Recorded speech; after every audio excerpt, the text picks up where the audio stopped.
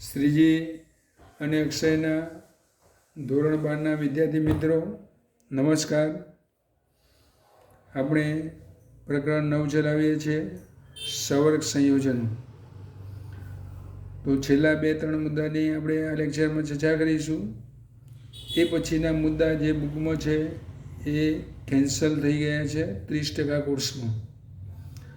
તો આપણે લાસ્ટ લેક્ચરની અંદર સવર્ગ સંયોજનોની અંદર સંયોજકતા બંધનવાદના આધારે અલગ અલગ એટલે કે અષ્ટફલકીય સંકીર્ણ આયનમાં sp3d2 અને d2sp3 સંકૃત કક્ષકોવાળા 2 આયનો વિશે ચર્ચા કરેલી. હવે આપણે સવર્ગ સંખ્યા 4 વાળા સંકીર્ણ આયનો માટે ચર્ચા કરવાની છે, જેની અંદર પ્રથમ છે NiCl4 તો જેમાં અષ્ટફલકીયની અંદર F એ રીતે અહીંયા Cl નિર્બળ લિગેન્ડ છે. નિર્બળ લિગેન્ડ છે એટલે ડી કક્ષકોમાં પુનઃ ગોઠવણી કરી શકે નહીં.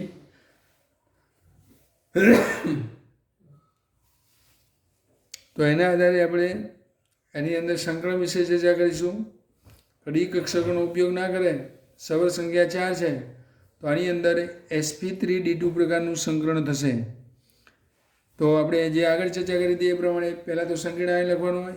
NiCl4 સંકીર્ણમાં Ni2+ નિકલની મતલબ ઓક્સિડેશન અવસ્થા +2 છે, કેમ કે નિકલ 28 નંબરનું તત્વ છે.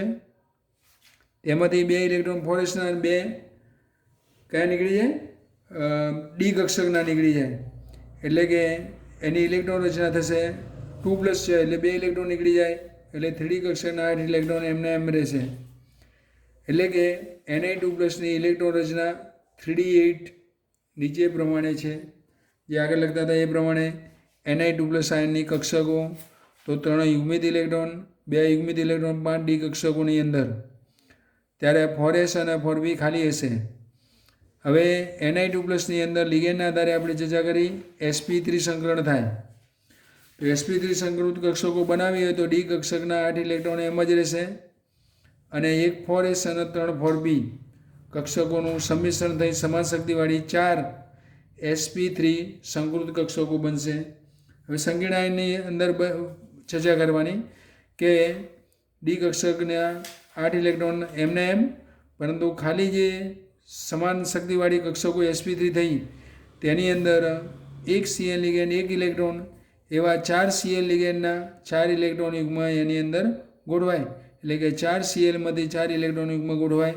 તો આ સંકીર્ણને આપણે કહીશું ઊંચું ભ્રમણ સંકીર્ણ, અને તેમાં 2 યુગ્મિત ઇલેક્ટ્રોન હોવાથી છેલ્લી આકૃતિમાં જોવાનું તે અનુચુંબકીય ગુણધર્મ ધરાવે છે, જેની ચર્ચા મતલબ પાછળથી કરી છે થિયરીની અંદર કે સમચતુષ્ફલકીય સંકીર્ણમાં 1 4s અને 3p સંકૃત કક્ષકો થાય છે, અને 4 સમતુલ્ય એટલે સમાન શક્તિવાળી કક્ષકો સમચતુષ્ફલકીય ચારે દિશામાં હોય. તો અહીંયા 1 Cl- માંથી મળતા 1 ઇલેક્ટ્રોન યુગ્મ એવા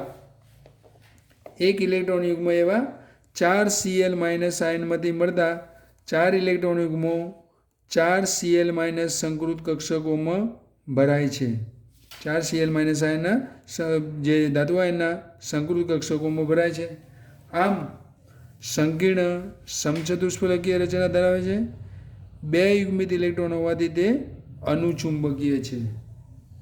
એવું જ સવર્ગ સંખ્યા 4 ધરાવતું બીજું સંકીર્ણ છે, જે છે NiCl4 ના બદલે NiCN4 તો Cn NH3 વગેરે પ્રબળ લિગેન્ડ, પછી હેલોજન બધા પાણી વગેરે નિર્બળ લિગેન્ડ.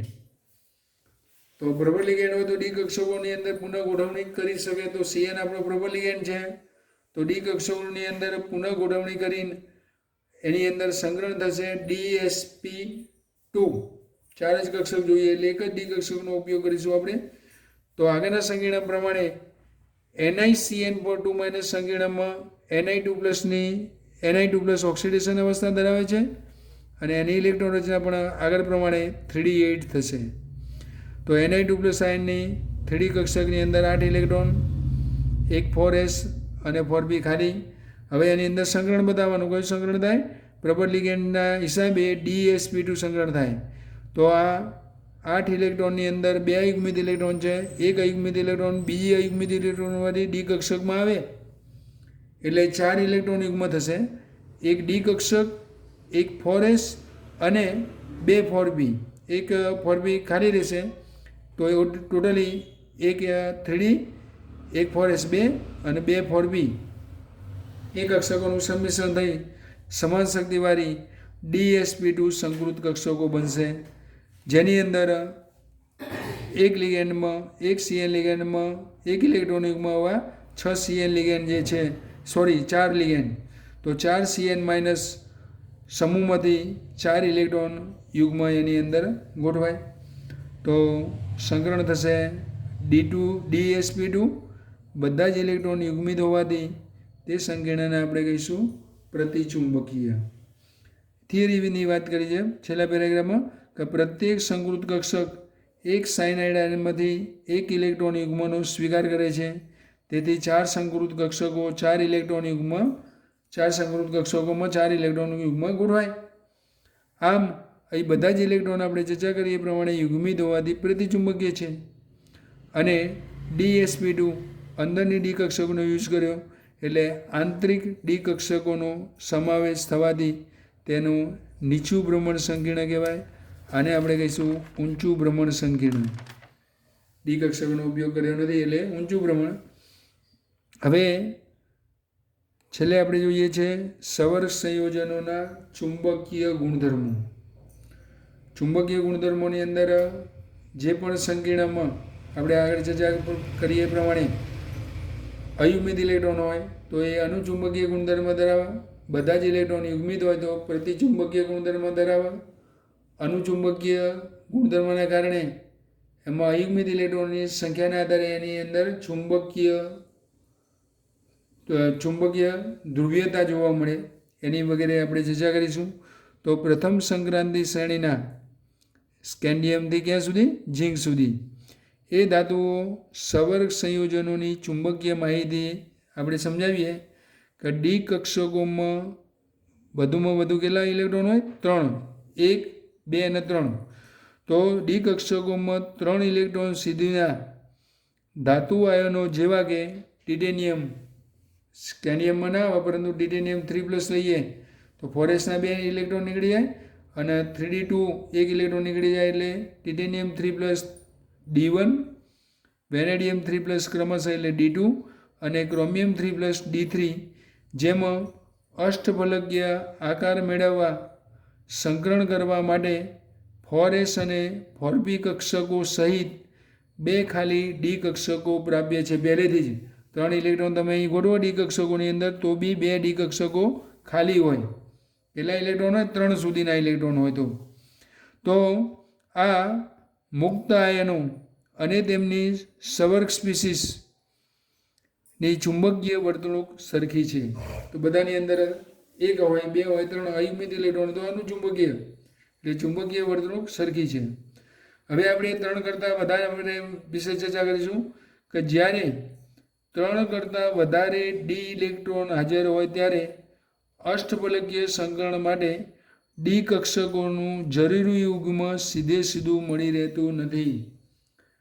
3 કરતાં વધારે એટલે કે 4 હોય, 1, 2, 3, 4 હોય તો એક જ ડી કક્ષક હોય. અષ્ટફલકીયની અંદર D2sp3 સંકરણ માટે ડી કક્ષકો સીધી પ્રાપ્ત થતી નથી. ત્યારે અષ્ટફલકીય સંકીર્ણ માટે ડી કક્ષકોનું જરૂરી યુગ્મ સીધું મળી રહેતું નથી. જેમ કે D4 ક્રોમિયમ 2+ અને મેંગેનીઝ 3+. પેલો ક્રોમિયમ 3+ હતો, ક્રોમિયમ 2+ 24 નંબરનું તત્વ એટલે 4s1 3d5 એટલે 4sનું એક ઇલેક્ટ્રોન નીકળી જાય, 3d5માંથી એક ઇલેક્ટ્રોન નીકળી જાય તો D4 આવે. એ રીતે મેંગેનીઝ 25 નંબરનું છે તો એની અંદર પણ 5 ઇલેક્ટ્રોન હોય, 2 નીકળી જાય તો 4sનું એક ઇલેક્ટ્રોન નીકળી જાય અને D નું એક નીકળી જાય એટલે D4 રચના કોના માટે છે? Cr2+ અને મેંગેનીઝ 2+. એ જ રીતે 3 કરતાં વધારેની અંદર D5, Mn2+, Fe 3+ અને D6 માટે Fe3+, Fe2+ અને કોબાલ્ટ 3+માં ખાલી ડી કક્ષકોની એક જોડ માત્ર 3D કક્ષકોના ઇલેક્ટ્રોનના યુગ્મીકરણ માટે પ્રાપ્ય છે. એક જોડ એટલે કે આપણે 6 ઇલેક્ટ્રોન ગોઠવીશું તો આગળ વાત કરીએ એ પ્રમાણે 6 ઇલેક્ટ્રોનની અંદર 2 કક્ષકો ઇલેક્ટ્રોનની પુનઃગોઠવણી સીધી પ્રાપ્ત થતી નથી. તો ડી કક્ષકોની ખાલી ડી કક્ષકોની એક જોડ માત્ર 3D કક્ષકોના ઇલેક્ટ્રોનના યુગ્મીકરણ માટે પ્રાપ્ય છે અને તે અનુક્રમે 2, 1 અને 0 અયુગ્મિત ઇલેક્ટ્રોન બાકી રહે છે. 5 આપણે 4ની વાત 3ની કરતાં વધારે એટલે 4ની વાત કરીએ તો 1, 2, 3 અને 4 એક જ ડી કક્ષક રહે એટલે એક અયુગ્મિત ઇલેક્ટ્રોનનું યુગ્મીકરણ થશે. 5 હોય તો પાંચોની અંદર એક આવે તો એની અંદર મતલબ શું થાય? એક અયુગ્મિત ઇલેક્ટ્રોન આવે તો 5ની અંદર એક અયુગ્મિત ઇલેક્ટ્રોન રહે. એ રીતે 6 હોય તો આગળ આપણે ચર્ચા કરીએ એ પ્રમાણે 3ની જોડ થાય, 3ની અંદર યુગ્મિત થઈ જાય એટલે એની અંદર 0 અયુગ્મિત ઇલેક્ટ્રોન બાકી રહે છે. ઓકે, હવે D3ની ચર્ચા કરી, વધુ ઇલેક્ટ્રોન ડી કક્ષકની અંદર 4, 5 અને 6ની વાત કરી. હવે D6 આયન ધરાવતા સંયોગ સંયોજનોમાં મહત્તમ ભ્રમણ યુગ્મન દર્શાવે છે, પરંતુ D4 અને D5 આયન ધરાવતી સ્પીસીસ જેમ કે MnCn6-3 2 યુગ્મિત ઇલેક્ટ્રોનની ચુંબકીય ચાક માત્રા ધરાવે છે. એટલે કે 2 ડી કક્ષક ખાલી રહેશે, 4 ઇલેક્ટ્રોન છે એટલે 2 કક્ષક ખાલી રહે એટલે શું થાય? 2 યુગ્મિત ઇલેક્ટ્રોનની ચુંબકીય ચાક માત્રા ધરાવે. આપણે વાત કરીએ અયુગ્મિત ઇલેક્ટ્રોન તો ચુંબકીય ચાક માત્રા ધરાવે. જ્યારે MnCl6-3- આ Cn હતો પ્રબળ લિગેન્ડ કહેવાય, Cl નિર્બળ લિગેન્ડ કહેવાય. તો 4 અયુગ્મિત ઇલેક્ટ્રોનની ચુંબકીય ચાક માત્રા ધરાવે છે. તો આની અંદર 4 ડી કક્ષકની અંદર 4 ઇલેક્ટ્રોન હોય એમને એમ જ રહે એટલે 4 અયુગ્મિત ઇલેક્ટ્રોન ધરાવે છે. પછી બીજું છે Fe6-3- Fe શું થાય? 3+. તો 6 ઇલેક્ટ્રોન હોય એમાંથી 4sનો એક ઇલેક્ટ્રોન નીકળી જાય, એક ડીનો નીકળે એટલે 5 ઇલેક્ટ્રોન રહે એટલે 5 ડી કક્ષકોની અંદર 5 અયુગ્મિત ઇલેક્ટ્રોનની ચુંબકીય ચાક માત્રા ધરાવે. કેમ કે નિર્બળ લિગેન્ડ છે, sp3d2 સંકલન થશે. જ્યારે અહીંયા જો પ્રબળ લિગેન્ડ છે Cn તો એની અંદર 5 ઇલેક્ટ્રોનની ગોઠવણી થાય તો એક અયુગ્મિત ઇલેક્ટ્રોન રહે એટલે કે એક અયુગ્મિત ઇલેક્ટ્રોનની એ ચુંબકીય ચાક માત્રા ધરાવે છે. એ રીતે નિર્બળ લિગેન્ડ 6માંથી 3 જાય તો 3 CO3+, જેની આગળ આપણે ચર્ચા કરી 4 અયુગ્મિત ઇલેક્ટ્રોન COF6ની આપણે છેલ્લે ચર્ચા કરી હતી આગળના લેક્ચરની અંદર. તો COF6ની અંદર કેવું સંકલન થાય? sp3d2 એટલે ડી કક્ષકોની ગોઠવણી એમને એમ રહે. અયુગ્મિત ઇલેક્ટ્રોન કેટલા થાય? 4 અયુગ્મિત ઇલેક્ટ્રોન સાથે અનુચુંબકીય ગુણધર્મ ધરાવે છે. જ્યારે પ્રબળ લિગેન્ડ હોય ત્યારે એક અયુગ્મિત ઇલેક્ટ્રોનની Fe6 Fe છે આ CO છે એની ચર્ચા આપણે કરેલી અને CO C2O4-3 પ્રબળ લિગેન્ડ એટલે આપણે જે આગળ ચર્ચા કરેલી પહેલાં સંકીર્ણની અંદર અષ્ટફલકીય NH3ની જેમ આ પણ પ્રબળ લિગેન્ડ. તો ડી કક્ષકોમાં 6 ઇલેક્ટ્રોનની પુનઃ ગોઠવણી થાય, 3 ઇલેક્ટ્રોન યુગ્મ બને એટલે પ્રતિચુંબકીય છે. તો આ બધું અલગ અલગ વિસંગતતા હોવાનું કારણ MnCn6-3-, FeCn6-3-, CO C2O4-3- એ D2sp3 સંકરણ સમાવિષ્ટ આંતરકક્ષકીય સંકીર્ણો છે. એટલે D2sp3 સંકરણ ધરાવતી સંકૃત અંદરની ડી કક્ષકોનો યુઝ કરે એટલે આંતરકક્ષકીય સંકીર્ણ છે. જેમાં MnCn6-3- અને FeCn6-3- કેવા છે? આગળ ચર્ચા કરી એ પ્રમાણે અનુચુંબકીય છે. બીજાની વાત કરતા આવીએ તો MnCl6-3- જો આની અંદર બધા પ્રબળ લિગેન્ડ હતા ડી કક્ષકોની પુનઃગોઠવણી થાય તો અનુચુંબકીય. જ્યારે આની અંદર ડી કક્ષકોની પુનઃગોઠવણી ન થાય તો ડી કક્ષકની અંદર આની અંદર 4 ઇલેક્ટ્રોન હશે, આની અંદર 1 અયુગ્મિત ઇલેક્ટ્રોન હશે, આની અંદર F6 એટલે કે 4 અયુગ્મિત ઇલેક્ટ્રોન હશે, એટલે કે MnCl6 3- FeF6 3- અને COF6 3- એ sp3d2 સંકરણ ધરાવતા બાહ્ય કક્ષકીય સંકીર્ણ છે, અનુચુંબકીય છે, જેની અંદર sp3d2 સંકરણ થાય, 4d કક્ષકોનો ઉપયોગ થાય, એટલે બાહ્ય કક્ષકીય સંકીર્ણ અયુગ્મિત ઇલેક્ટ્રોનના કારણે અનુચુંબકીય છે, જે અનુક્રમે 4, 5 અને 4 અયુગ્મિત ઇલેક્ટ્રોનને અનુરૂપ છે. છેલ્લે આપણે બધા સંકીર્ણોની ચર્ચા કરી. એ જ સંયોજકતા બંધનવાદ એટલે valence bond theory, VB theory કહેવાય, એની આપણે મર્યાદાઓની વાત કરીએ તો તે ઘણી બધી ધારણાઓનો સમાવેશ કરે છે. તે ચુંબકીય માહિતીનું જથ્થાત્મક અર્થઘટન આપી શકતો નથી. સવર્ગ સંયોજનો દ્વારા પ્રદર્શિત રંગને સમજાવી શકતો નથી. કેવા રંગનું મળે સંકીર્ણ સમજાવી શકતો નથી.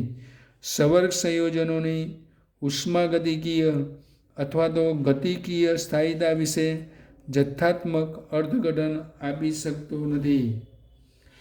બીજું છે 5મો મતલબ એની મર્યાદા છે કે 4 સવર્ગ સંકીર્ણોના 2 આકારની આપણે વાત કરી, સમચતુષ્ફલક અને સમતલીય ચોરસ બંધારણો વિશે કોઈ ચોક્કસ પાઠકથન કરી શકતો નથી. સાથે સાથે એ સિદ્ધાંત નિર્બળ અને પ્રબળ લિગેન્ડ વચ્ચે ભેદ પાડી શકતો નથી. આગળ આપણે થિયરી જે ભણવાની નથી એની અંદર આપણે ચર્ચા કરી ક્યાંક કે CnC2O4 અને CO એટલે કાર્બોનિલ વગેરે પ્રબળ લિગેન્ડ હોય. જ્યારે શરૂઆતની અંદર ઓછા મતલબ પહેલાં આવે એટલે નિર્બળ લિગેન્ડ હોય, એની અંદર બધા હેલોજન તત્વો ફ્લોરિન, ક્લોરિન, બ્રોમિન, આયોડિન પણ આવે, અને પાણી એ નિર્બળ લિગેન્ડ છે. પરંતુ અહીંયા આપણે તો આગળની થિયરી પ્રમાણે સમજાવ્યું કે નિર્બળ અને પ્રબળ લિગેન્ડ વિશે, પરંતુ આ સિદ્ધાંતમાં કોઈ નિર્બળ પ્રબળ લિગેન્ડ વિશે ભેદ પાડી શકતો નથી. તેથી સવર સંખ્યા 4 હોય તો કયું સંકરણ થશે એ પણ ભેદ પાડી શકતો નથી. આ રીતે આ સંયોજકતા બંધન સિદ્ધાંતની મર્યાદાઓ છે, થિયરિકલ છે. 2 માર્ક્સમાં પૂછાય તો આપણે આ 6 મર્યાદાઓ લખી દેવાની. તો અત્યારે આપણે આ ચેપ્ટર પૂર્ણ કરીએ છીએ. હવે આપણે આગળના ચેપ્ટરની ચર્ચા પછીના લેક્ચરમાં કરીશું. અત્યારે ચેપ્ટર પૂર્ણ થયું, લેક્ચર પૂર્ણ કરીએ છીએ. જય સ્વામિનારાયણ.